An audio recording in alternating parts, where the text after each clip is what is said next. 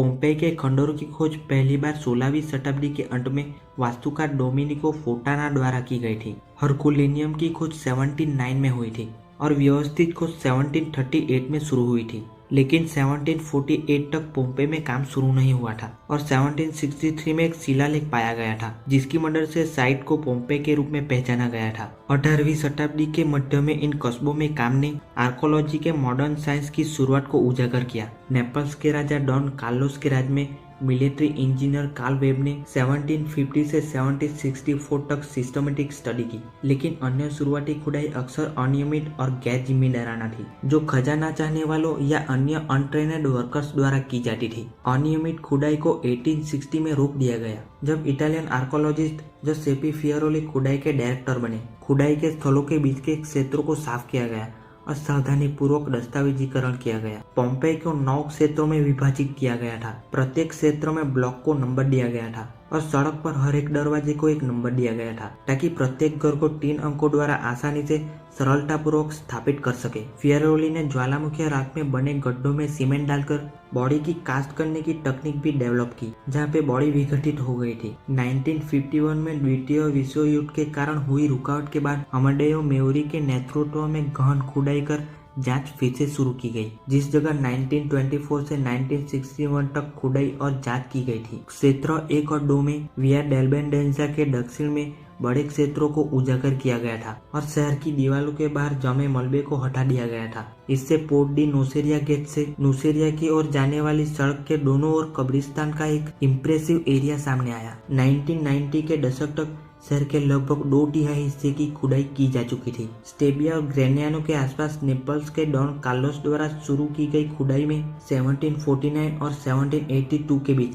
12 villa की खोज की गई। 20वीं सदी में वहाँ काम फिर से शुरू किया गया। सेंट मार्क का विला अपने 2 बड़े स्तंभों की श्रेणी और गार्डन और स्नान घर के साथ सबसे अच्छा प्रिजर्व्ड है। अन्य विला पास के स्काफ्टी, डोमसेला, टोर एंजेटा, बॉस्कोरियल और बॉस्को ट्रिकेस के पास वसुवियस की निचली ढलानों पर पाए गए हैं। इनमें से कई विला को खुदाई के बाद फिर से दफन कर दिया गया, लेकिन कुछ को देखा जा सकता है, विशेष रूप से रहस्यों का विला। पोम्पेई शहर का आकार अनियमित था क्योंकि प्री हिस्टोरिक लावा फ्लो पर बनाया गया था। खुदाई से संकेत मिलता है कि शहर का दक्षिण पश्चिमी भाग सबसे पुराना है, लेकिन विद्वान इस बात पर सहमत नहीं है कि दीवारों का विस्तार किस स्टेज में किया गया था या निर्माता कौन थे। 7 नगर द्वारों की खुदाई की गई है। दक्षिण पूर्व उत्तर पश्चिम दिशा में चलने वाली मुख्य सड़क विया स्टेबियाना थी। ये शहर के सबसे ऊंचे हिस्से में पोर्टा वसुविया या वसुवियस गेट को सबसे निचले हिस्से में पोर्टा डी स्टेबिया और स्टेबिया गेट से जोड़ता है। इस रास्ते से सरनुस रिवर और स्टेबिया दोनों तरफ से यातायात होती थी। ये सड़क 2 अन्य मुख्य सड़कों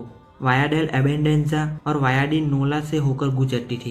पोम्पेई के प्राचीन शहर से कुछ 100 मीटर की दूरी पर एक सबर्बन विला सिविटा गिलियाना के विला में खुदाई के दौरान 3 बिस्तरों, एक चीनी मिट्टी का बर्तन और एक लकड़ी का संदूक मिला। पोम्पेई के आर्कोलॉजिस्ट ने कहा कि उन्होंने लगभग 2000 साल पहले माउंट वेजुविला के विस्फोट में नष्ट हुए रोमन विला में एक असाधारण दुर्लभ खोज में स्लेव रूम के अवशेषों का पता लगाया है। इस वर्ष की शुरुआत में यहाँ एक लगभग इंटैक्ट ओरेंट रोमन रथ की खोज की गई थी और आर्कोलॉजिस्ट ने शनिवार को कहा कि कमरे में शायद दासों को रखा गया था जो रथ को बनाए रखने और तैयार करने का काम करते थे। पोम्पेई के महानिदेशक ग्रेबियल जूज ट्रिगेल ने कहा, ये उन लोगों की अनिश्चित वास्तविकता में एक खिड़की है जो ऐतिहासिक स्रोतों में शायद ही कभी दिखाई देती है, जो लगभग विशेष रूप से अभिजात वर्गों के लोगों द्वारा लिखे गए हैं। उन्होंने एक प्रेस रिलीज में कहा, प्राचीन समाज में सबसे कमजोर लोग कैसे रहते थे, इसकी अलग गवाही निश्चित रूप से एक आर्कोलॉजिस्ट के रूप में मेरे जीवन की सबसे एक्साइटिंग खोज में से एक है। जब 79 ईस्वी में माउंट वेजुविला में विस्फोट हुआ